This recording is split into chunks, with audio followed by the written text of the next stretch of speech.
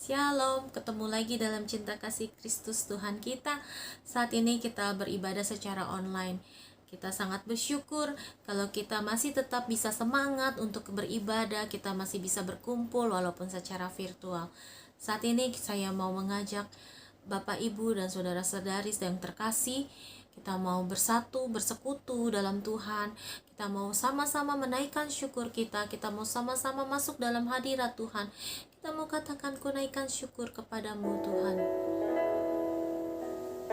Naikkan syukur padamu Yesus, ku sembah sujud kepadamu Tuhan, di hadapan takhta kemuliaan-Mu, ku tinggikan, ku agungkan selamanya. Segala puji, syukur bagimu tinggikan, ku tinggikan namamu selalu. Kemuliaan hanya bagimu, terpujilah namamu.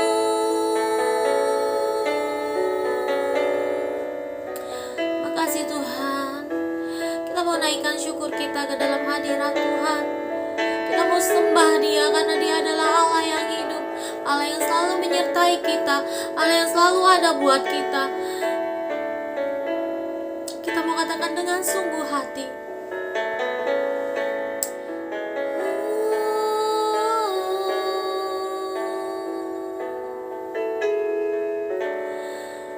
kami bersyukur, naikkan syukur padamu Yesus, ku sembah sujud kepadamu Tuhan, di hadapan takhta kemuliaan-Mu, ku tinggikan, ku agungkan selamanya. Segala puji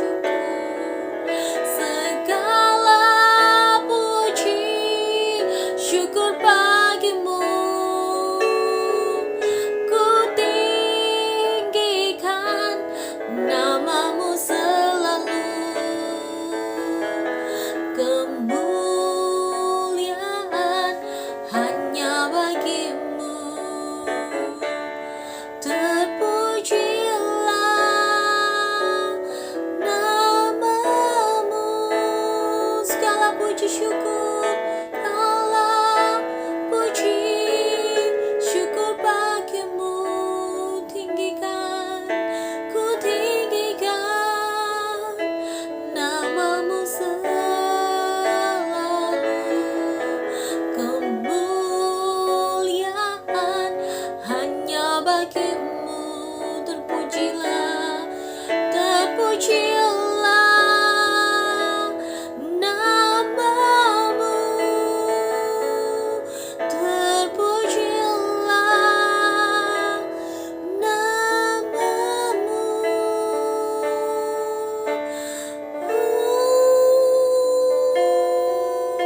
Kami bersyukur.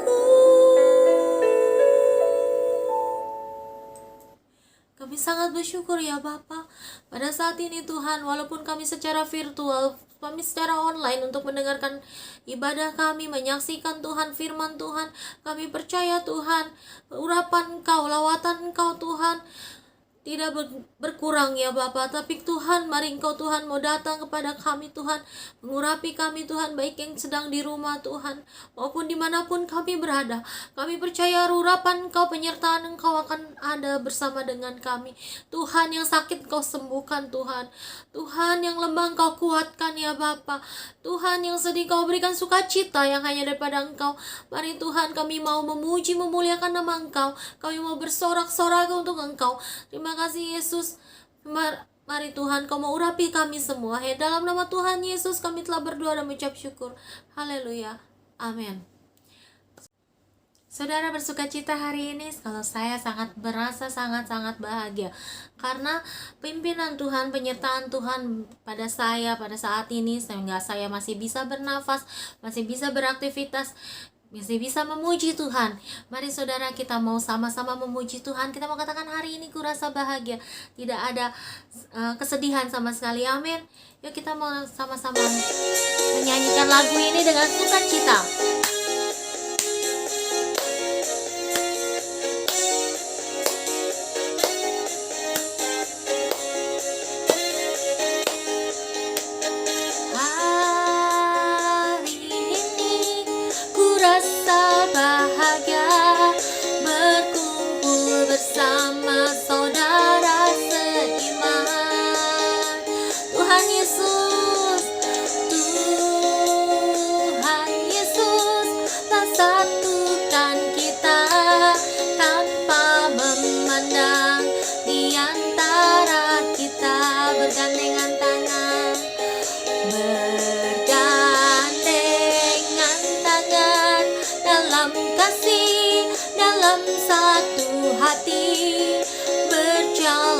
Dalam terang kasih Tuhan, Kau sahabatku, Kau saudaraku, Kau sahabatku, Kau saudaraku, tiada yang dapat memisahkan kita. Oh, oh, Kau sahabatku, Kau saudaraku, tiada yang dapat memisahkan kita. Saudara bersukacita, kita mau nyanyi ini dengan sukacita, dengan senang hati. Kita jangan malu-malu buat Tuhan. Di rumah kita mau bersukacita, kita mau olahraga biar keringat semua keluar. Kita mau katakan ini, hari ini ku rasa bahagia. Hari ini ku rasa bahagia, berkumpul bersama saudara seiman. Tuhan Yesus telah satukan kita tanpa memandang di antara kita, bergandengan tangan, bergandengan tangan dalam kasih, dalam satu hati, berjalan dalam terang kasih Tuhan. Kau sahabatku, Kau saudaraku, tiada yang dapat memisahkan kita.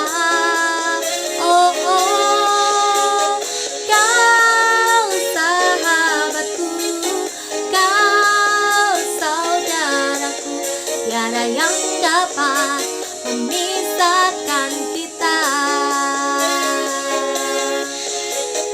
Kau sahabatku, Kau saudaraku, tiada yang dapat memisahkan kita.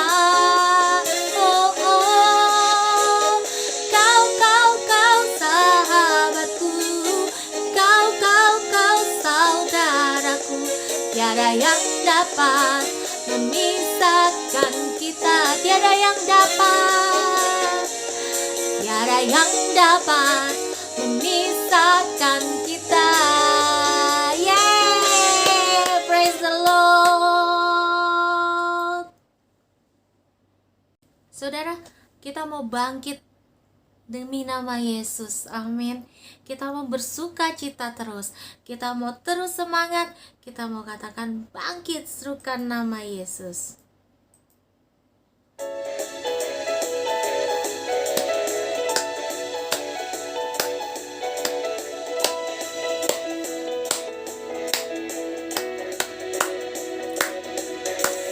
Bangkit, serukan nama Yesus.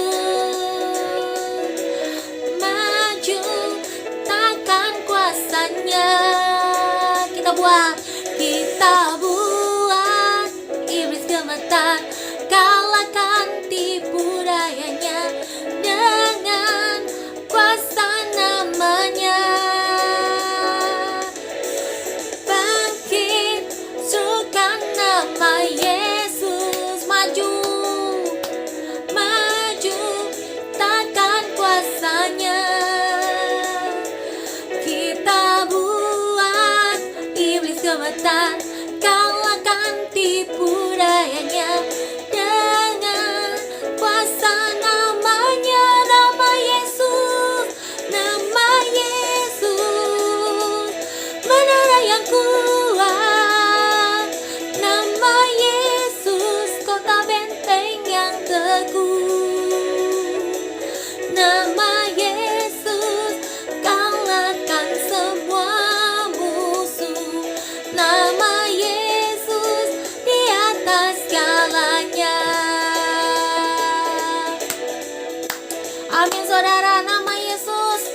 Bangkit, serukan nama Yesus, maju, maju, nyatakan kuasanya.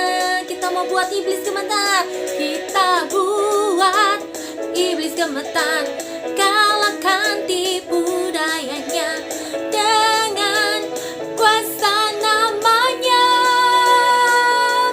Nama Yesus, menara yang kuat. Nama Yesus, kota benteng yang teguh. Nama Yesus, kalahkan semua musuh. Nama Yesus, di atas segalanya. Nama Yesus, nama Yesus, menara yang kuat. Nama Yesus, kota benteng yang teguh. Nama Yesus, nama Yesus, kalahkan semua musuh. Nama Yesus, di atas segalanya. Yes, nama Yesus. Kita bersyukur kepada Tuhan Allah kita. Kita bersyukur karena perbuatan Tuhan. Karena dalam Mazmur 75 ayat 2, kita patut bersyukur dan kita patut mempersembahkan korban pujian kita, korban syukur kita kepada Tuhan dengan menyerukan nama Tuhan dalam Mazmur 116 ayat 17. Nama Yesus, menara yang kuat. Nama Yesus, kota benteng yang teguh. Nama Yesus, kalahkan semua musuh.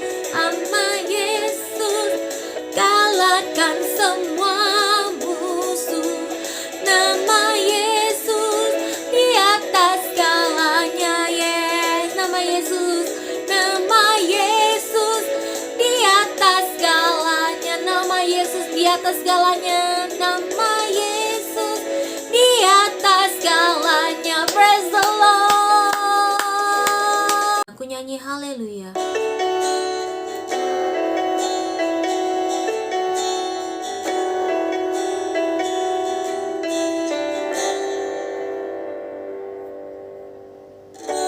Bapakku datang menyembahmu di sini. Ku percayakan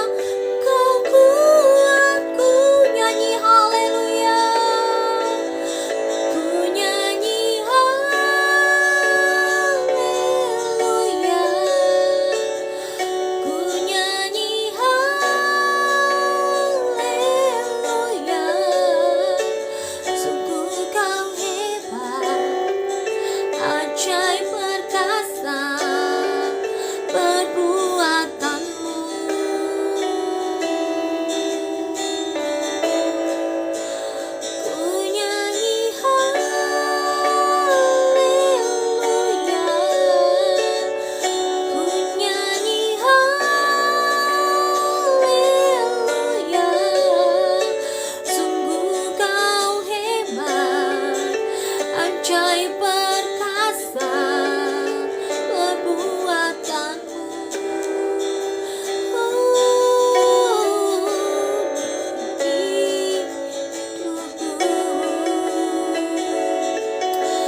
Yes Lord, kami bersyukur, kami worship you, kami sing haleluya, oh haleluya. Tak usah ku takut, sebab Kau sertaku. Tak usah ku bimbang, Kau di dalamku. Tak usah ku cemas, Kau penghiburku. Saat ku lemah, Kau kuatku. Ku nyanyi haleluya, ku nyanyi haleluya. Sungguh Kau hebat, ajaib perkasa perbuatanmu.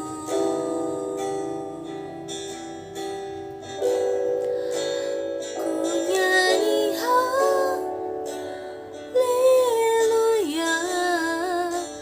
ku nyanyi haleluya.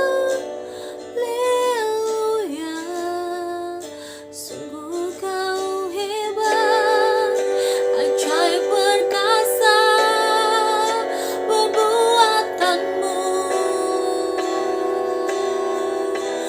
Ku nyanyi haleluya, ku nyanyi haleluya. Sungguh Kau hebat, ajaib perkasa perbuatanmu. Di hidupku,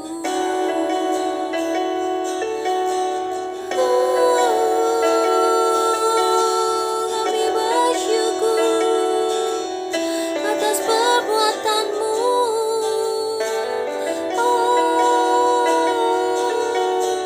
Kami bersyukur Tuhan, Allah yang dahsyat.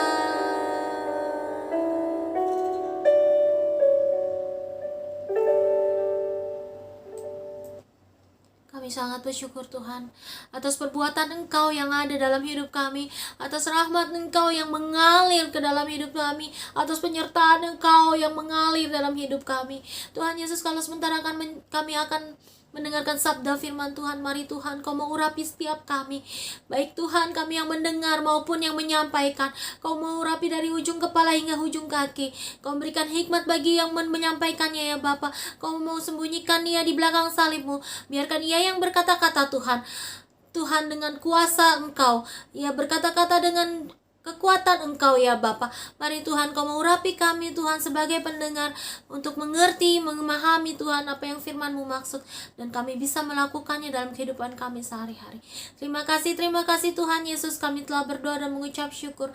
Kami ikat Tuhan, sehingga apabila ada kuasa jahat, apabila ada kuasa yang tidak senang akan jalannya firman-Mu, kami ikat kami tengah-tengahnya dalam nama Tuhan Yesus. Kami percaya Roh Kudus-Mu saja Tuhan yang hadir saat ini Tuhan, baik di tempat-Mu ini Tuhan, baik di rumah kami semua Tuhan. Kami percaya Engkau hadir di tengah kami. Hanya dalam nama Tuhan Yesus kami telah berdoa dan mengucap syukur. Haleluya. Amin. Sementara kita akan mendengarkan sabda firman Tuhan yang disampaikan oleh hambanya, Bapak Gembala kita, Bapak Pendeta Santo Salduna. Waktu dan tempatnya saya persilakan. Shalom, saudara yang dikasihi Tuhan Yesus. Salam damai dan sejahtera, biar kiranya semuanya sehat dan tetap semangat. Hari ini Minggu tanggal 27 Juni ibadah tatap muka di gereja GPI Haleluya.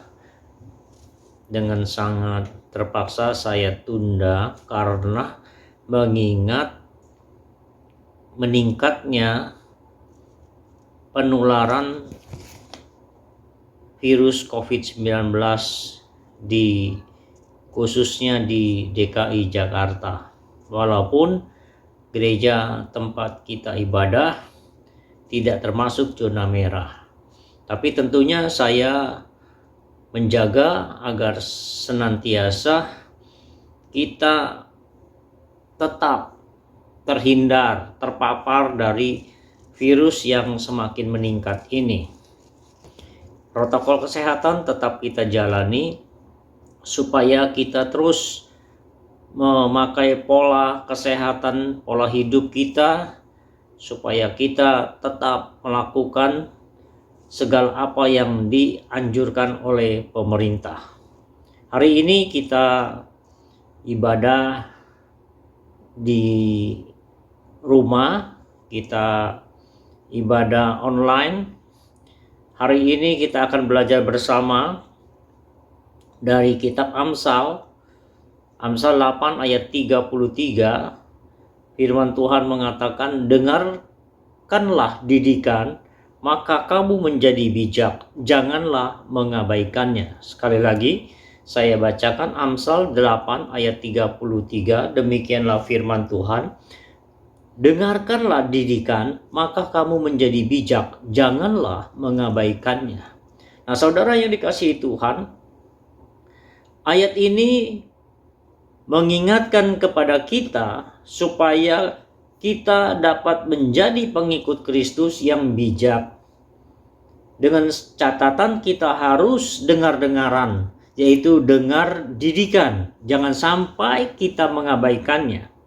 Karena di tengah situasi dunia yang serba tidak menentu dan mudah sekali berubah, kita sebagai orang percaya pengikut Kristus dituntut memiliki hati yang bijaksana di dalam menyikapi segala sesuatunya. Sebab jika tidak, kita akan mudah terhanyut oleh derasnya arus dunia ini yang membawa kita semakin jauh dari Tuhan.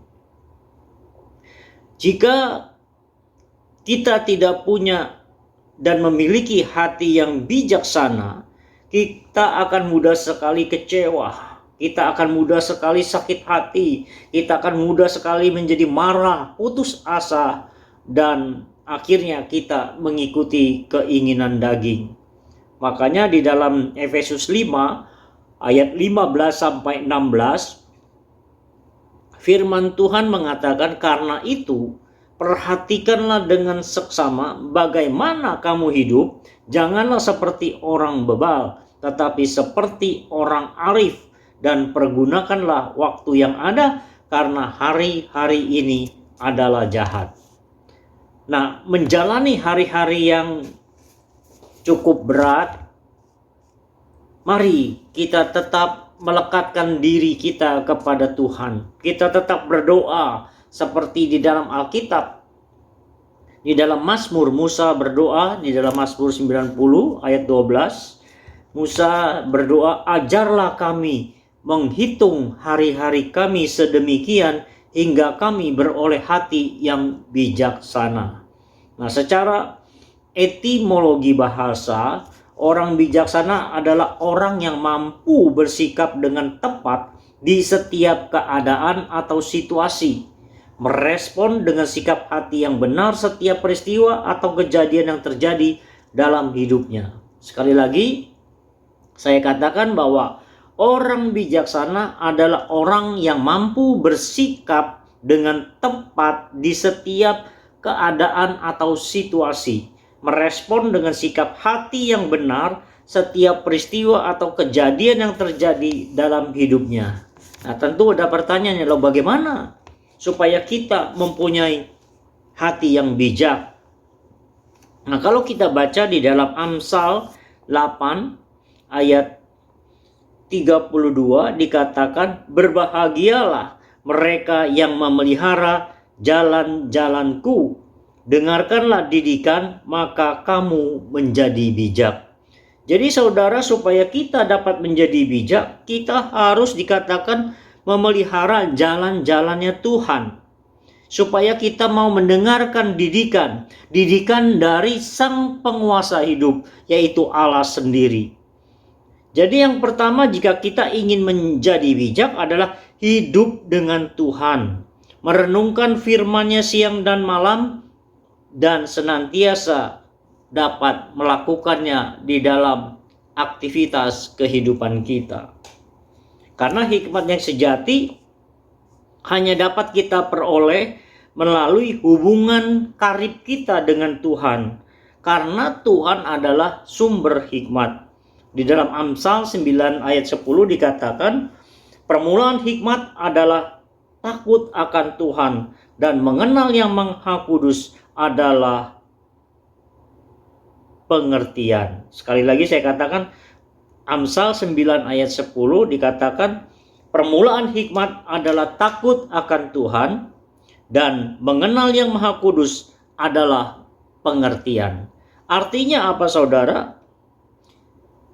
Kita dapat berlaku bijak kalau kita senantiasa memiliki hubungan dengan Tuhan, senantiasa terus mau bersekutu dengan Tuhan. Seperti Salomo, orang yang memiliki hikmat yang luar biasa.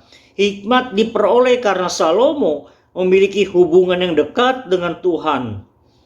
Namun saudara, ketika Salomo mulai menyimpang dari jalan-jalannya Tuhan, saat itulah Salomo berjalan menuju kepada binasaan. Saudara yang kekasih di dalam Tuhan, kalau kita dekat dengan Allah, kalau kita dekat dengan Sang Pencipta saudara, kita akan senantiasa memiliki jalan yang lurus, jalan yang senantiasa dalam pimpinan Roh Kudus. Tetapi sebaliknya, kalau kita menyimpang dari jalan-jalannya Tuhan, menjauh dari Tuhan, maka kita seolah-olah berjalan menuju kepada yang namanya kehancuran. Nah, saudara yang dikasihi Tuhan, mari saudara, untuk memperoleh hikmat, jadi yang pertama saya ulangin adalah supaya kita dekat dengan Tuhan, merenungkan firman-Nya, merenungkan suaranya Tuhan yang terdapat di dalam Alkitab, supaya kita memiliki hubungan yang karib, karena Tuhan adalah sumber hikmat. Nah, saudara yang dikasihi Tuhan, mari saudara, jangan pernah kita menyia-nyiakan firman Tuhan yang ada di dalam Alkitab yang saudara punyai. Terus saudara, kita mau terus membaca, merenungkannya siang dan malam. Kan disitulah kita akan memperoleh didikan. Disitulah kita akan memperoleh pengertian yang luar biasa. Disitulah kita akan memperoleh hikmat, kebijaksanaan yang daripada Tuhan. Roh Kudus senantiasa akan menuntun kalau orang yang mau senantiasa hidup dekat dengan Allah. Yang kedua saudara, bagaimana supaya kita mempunyai hati yang bijak? Yang pertama, jelas kita harus hidup dekat dengan Tuhan. Yang kedua adalah kita harus senantiasa mau ditegur. Kita senantiasa mau istilahnya memperoleh ajaran atau didikan, teguran dari Tuhan. Lewat apapun dari setiap aspek kehidupan kita. Baik sakit penyakit atau hal-hal masalah yang kita alami. Supaya kita senantiasa ingat bahwa Tuhan senantiasa memang merancangkan kehidupan yang baik kepada kita. Tetapi saudara, kadang ada kalanya kita harus introspeksi diri. Kita mawas diri. Ada apa dengan kehidupan kita ini, supaya kita senantiasa ingat bahwa kita adalah anak-anaknya Tuhan, anak-anaknya Allah, di mana Allah adalah Bapa kita yang mau mendidik, yang mau mengajarkan kita dari peristiwa-peristiwa yang kita akan alami. Tuhan itu adalah Allah yang baik, Allah yang senantiasa mengasihi anak-anaknya. Jadi nalarnya begini, nggak ada ya Bapak di dunia ini akan diam kalau melihat anak-anaknya nakal. Bila anak kita nakal tidak bisa ditegur dengan cara halus, pasti kita sebagai bapak akan menegur dengan keras. Dan bila perlu kita menghajarnya. Walaupun saat kita menghajar anak kita, memukul anak kita, kita hanya dapat menahan tangis di dalam hati kita.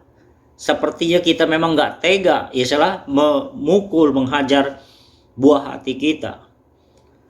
Begitu juga dengan Allah, saudara. Tuhan tahu yang terbaik untuk hidup anak-anaknya. Tuhan menegur, bahkan menghajar kita, karena Dia tidak menginginkan kita mengalami hidup kebinasaan. Karena di balik teguran dan hajaran Tuhan, Tuhan punya rencana yang terbaik, yang supaya kita benar-benar menjadi ahli warisnya dan memiliki hati yang bijak. Saudara, kalau kita baca di dalam Alkitab, Tuhan juga menegur, memperingati bangsa Israel, umat pilihannya, manakala bangsa itu jauh dari Tuhan, manakala bangsa itu hidup kepada ilah-ilah lain. Tuhan akhirnya menegur, bahkan menghajar bangsa itu, saudara. Karena apa? Dia tidak ingin umat kesayangannya mengalami kebinasaan. Oleh karena itu, mari saudara, supaya kita dapat hidup bijak. Karena di dalam Roma 6 ayat 12 dikatakan, Roma 6 ayat 12 dikatakan, sebab itu hendaklah dosa jangan berkuasa lagi di dalam tubuhmu yang fana, supaya kamu jangan lagi mengikuti keinginannya.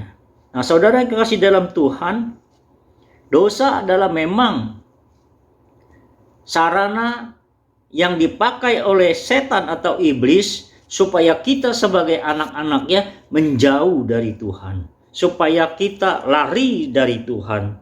Tetapi saudara, Allah yang penuh kasih, Allah yang senantiasa mengasihi kita sebagai anak-anaknya, Dia akan terus menegur dan menghajarnya. Seperti yang dialami oleh Manasye, di mana dia melakukan hal-hal yang jahat, di mana ia mendukakan hatinya Tuhan.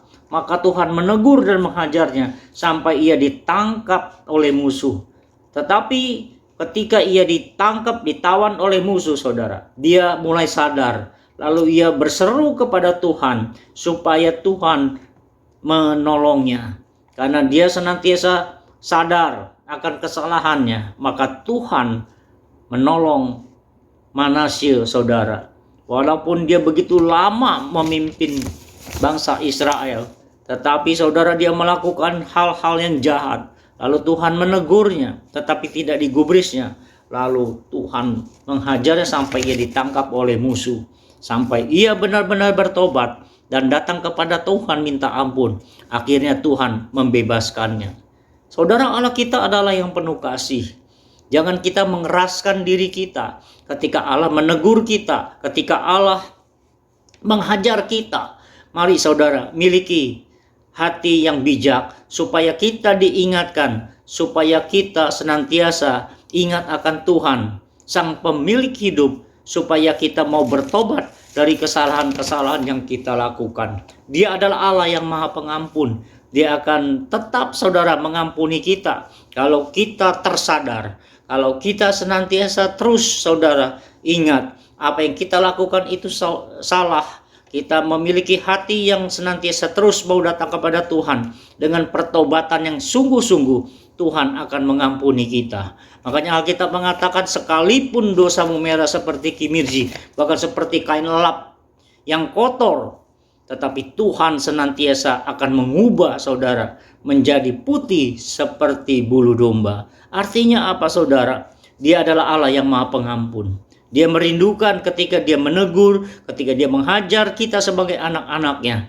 Kita senantiasa diingatkan supaya kembali ke jalan-jalannya Tuhan. Menjadi orang yang dengar-dengaran akan Tuhan. Karena supaya kita memperoleh apa yang Tuhan telah janjikan untuk kita sebagai anak-anaknya. Oleh karena itu, mari saudara, Karena kita hidup di zaman yang senantiasa serba tidak menentu, saudara. Di mana kadang-kadang membuat kita bingung, saudara. Ya, kadang-kadang saya juga, saudara, kita dengar bahkan ada hamba-hamba Tuhan istilahnya menyerukan supaya ibaratnya tidak divaksin, saudara. Tapi di satu sisi lain ada hamba-hamba Tuhan yang memang taat kepada pemerintah. Presiden kita aja dimulai yang pertama dia untuk melakukan vaksin. Kita harus ingat, pemerintah di negeri ini, khususnya presiden, adalah kepala negara yang dipilih oleh Allah. Kita harus menjadi orang yang dengar-dengaran, saudara. Kita divaksin itu nggak ada istilahnya kita dimasukin chip. Dulu kan kita dengar bahwa chip itu katanya kecil sebesar biji beras. Lalu ada hamba Tuhan, dia mengatakan jangan mau divaksin karena dalamnya ada 66. Karena ya saudara, saya berpikirnya begini saja, saudara. Hamba Tuhan ini bisa ngomong seperti itu dengan alasan-alasan argumentasi ya dikaitkan dengan Alkitab, karena itu ada istilahnya kandungan yang namanya seperti apa ya, Lucifero apa. Ya, kita sebagai orang percaya tahu Lucifer itu siapa. Jadi sepertinya oh iya benar. Karena di situ ada 666, saudara. Sedangkan kita divaksin itu kan berupa cairan. Lalu dibilang chip itu bisa berupa cairan dan lain sebagainya. Saudara yang dikasih Tuhan, kita berpikir secara realitas saja, saudara.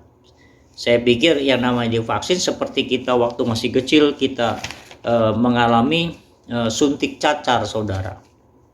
Ya kan, supaya kita misalnya kita waktu balita juga ada suntik cacar, ada suntik polio, suntik macam-macam lah, supaya kita memiliki imun, kekebalan dalam tubuh kita. Nah begitu juga dengan vaksin ini, saudara. Jadi kalau ada yang bilang itu 66, saudara, saya berpikirnya begini saja, saudara.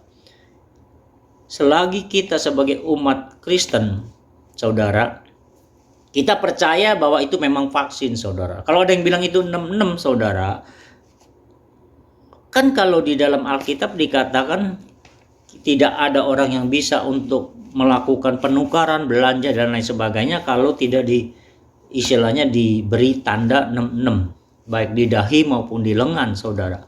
Nah kalau kita sekarang suntik vaksin, apakah kita tidak bisa belanja? Orang yang nggak disuntik vaksin juga bisa belanja.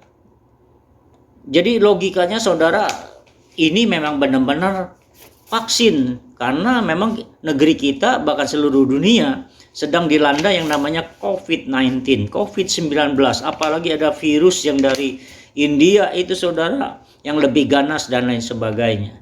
Oleh karena itu, saudara, mari saudara, kita jangan pernah mau diombang-ambingkan oleh media sosial yang tidak jelas kebenarannya. Makanya saudara, saya selalu mengingatkan supaya jangan pernah kita tinggalkan yang namanya firman Tuhan. Kita minta pimpinan tuntunan, karena dari sejak manusia ada, Tuhan Yesus datang ke dunia ini, dia telah mengajarkan kepada umatnya, bahkan lewat Alkitab suara Tuhan itu juga sudah dituliskan supaya itu menjadi pedoman hidup kita, saudara. Memang saudara, kadang-kadang kita menjadi bingung. Maksud saya udah, kita nggak usah mudah diombang-ambingkan oleh segala sesuatu yang tidak jelas kebenarannya. Pegang saja firman Tuhan. Kita berdoa sama Tuhan. Nggak mungkin Tuhan membiarkan umat kesayangannya, saudara dan saya, untuk mengalami istilahnya hal-hal yang jahat atau hal-hal yang tidak ketahui. Selagi kita disuntik vaksin, toh yang penting kita juga nggak ada disuruh untuk menyangka Yesus Kristus sebagai Allah Tuhan kita, saudara. Nggak ada. Kalau misalnya kita disuntik vaksin, tetapi kita harus menyangkal Tuhan Yesus, tentu kita semua sebagai pengikut Kristus pasti akan menolaknya, saudara. Jadi terlepas dari kita istilahnya bohongi atau tidak, saudara, yang jelas bagi saya kita tetap memiliki iman yang kuat dan iman teguh bahwa Kristus Yesus adalah Allah Tuhan Juru Selamat kita, saudara. Jadi kalau kita disuntik, toh kita nggak ada yang memerintahkan supaya kita menyangkal Yesus Kristus sebagai Allah dan Juru Selamat kita, saudara. Mari saudara, kita ikuti apa yang telah ditetapkan oleh pemerintah. Mari saudara, nggak usah takut disuntik vaksin juga saudara. Tidak istilahnya mengalami hal-hal lain apapun. Kalau ada berita yang disuntik vaksin mengalami begini, ya itu memang pas kebetulan saudara. Ada yang mengatakan ada beritanya ada yang disuntik vaksin lalu 2-3 hari dia mengalami kematian. Kalau menurut saya itu memang sudah ajalnya saudara, bukan karena suntik vaksin. Karena banyak orang yang disuntik vaksin nggak ada yang terus mati saudara. Kalau memang ada 1, 2, 3 orang mengalami itu ya pas memang sudah ajalnya saudara. Jadi bukan karena suntik vaksin saudara. Jadi mari saudara, kita harus memiliki hati yang bijak. Mari kita terus bersandar kepada firman Tuhan, perkataan Tuhan, supaya kita mengalami pimpinan tuntunnya, hikmat yang daripada Allah. Itu saudara sungguh luar biasa, yang akan memberikan pencerahan kepada kita supaya kita tidak mudah disesatkan.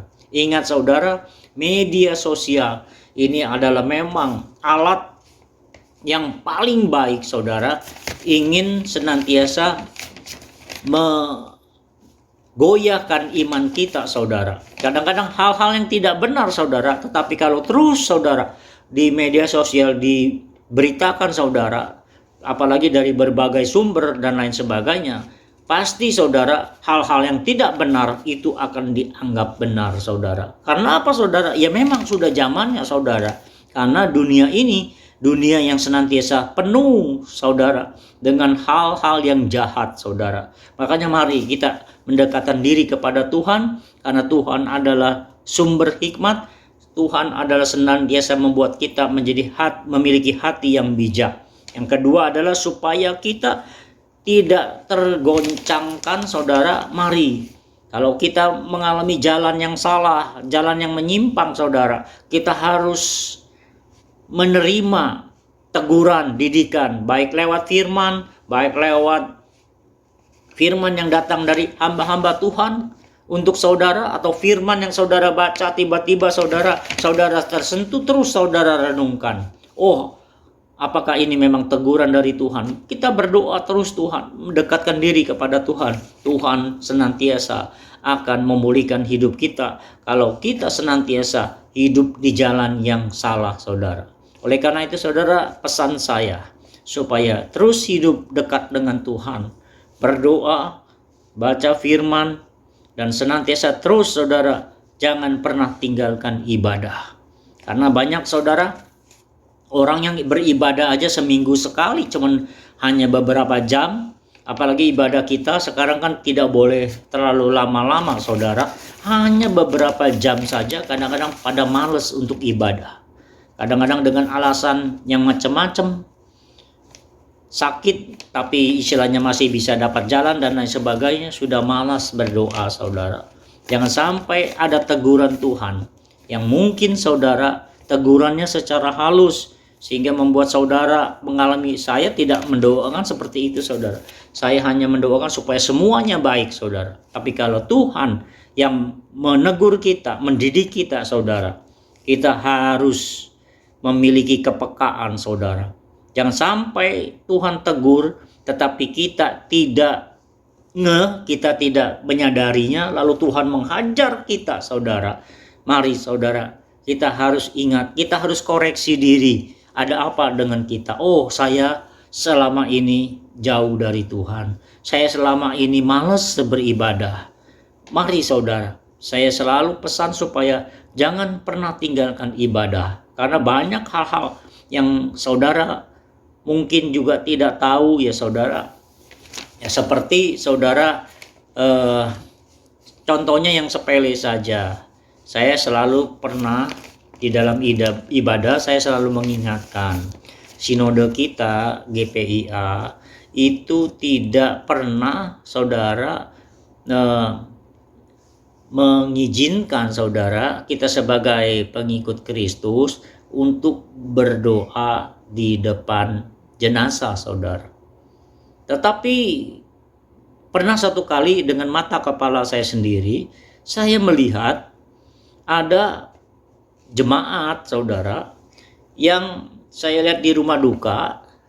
Dia seperti, ya maaf saudara, kalau dalam Katolik mungkin boleh. Ada yang bilang, dia kan Kristen, tetapi dia boleh kok ibaratnya datang ke tempat rumah duka, dia mendoakan di depan jenazah, saudara. Saya bilang, ya itu Katolik, tetapi kalau dalam sinode kita tidak boleh, saudara. Jadi saudara, ya kita harus taat, saudara, karena sinode juga istilahnya tidak menganjurkan, karena juga sesuai dengan Alkitab. Alkitab mengatakan bahwa orang yang sudah mati, yang tidak bisa berbuat apa-apa lagi, tidak bisa bangun, tidak bisa mendatangi orang yang hidup, arwah orang mati pun tidak bisa mendatangi kita. Jadi kalau ada orang, dia mati, misalnya neneknya atau orang tuanya, dia pernah bilang bahwa arwahnya datang ke rumah, itu bohong, saudara. Kalau memang benar dia lihat, itu adalah iblis. Ingat, iblis, setan itu dapat menyamar sebagai malaikat terang, saudara. Oleh karena itu, saudara, Alkitab dengan jelas mengatakan orang yang sudah mati tidak bisa berbuat apa-apa. Tetapi kita yang hidup, kita mengetahui ada orang yang mati. Tetapi orang yang mati itu tidak bisa melakukan apa-apa. Ketika dia mati, saudara, tubuh jasmaninya masuk di dalam tanah, karena dari tanah dia kembali kepada tanah, dari debu kembali debu, tetapi roh yang berasal dari Allah itu kembali kepada Allah yang mengaruniakannya. Jadi kalau ada orang yang mati itu dia ditempatkan di alam roh, di Hades, di Sheol, saudara. Nah makanya itu saudara, nanti akan dipisahkan antara orang yang mati di alam roh yang percaya kepada Tuhan dengan orang yang mati yang tidak percaya kepada Tuhan.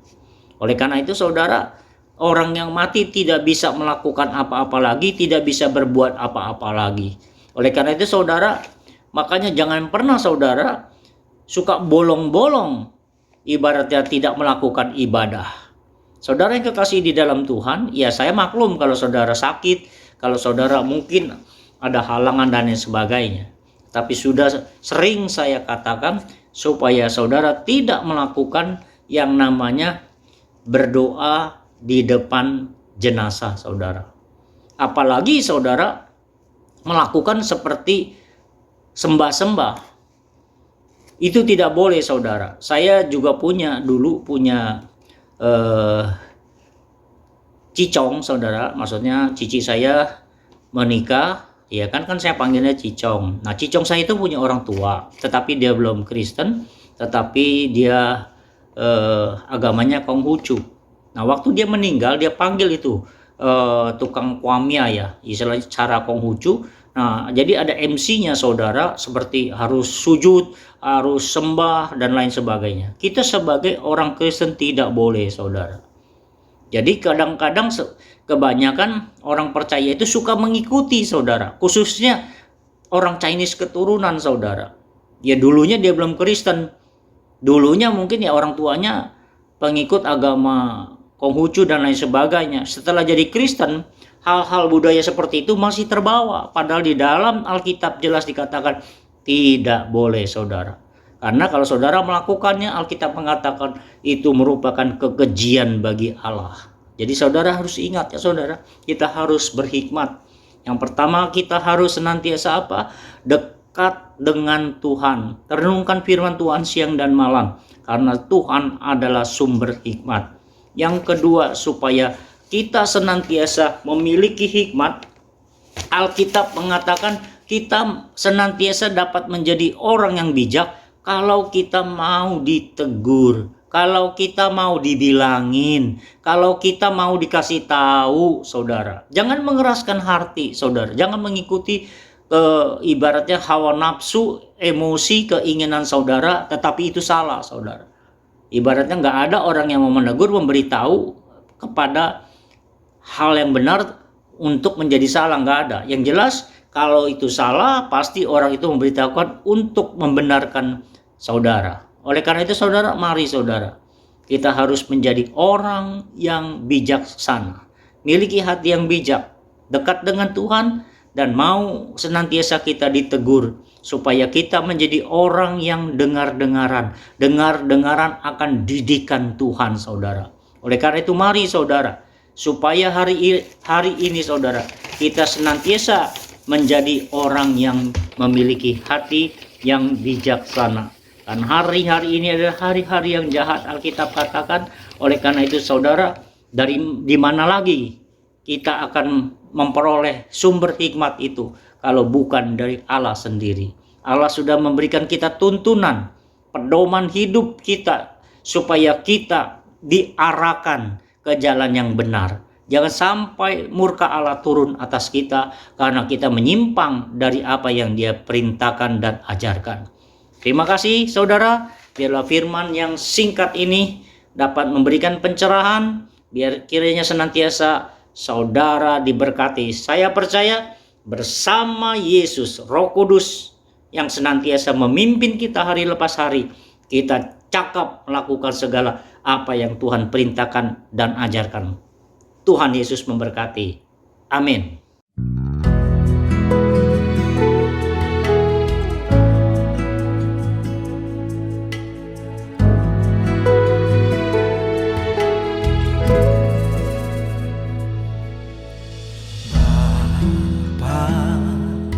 Kau setia, Bapa, Kau mulia, tenanglah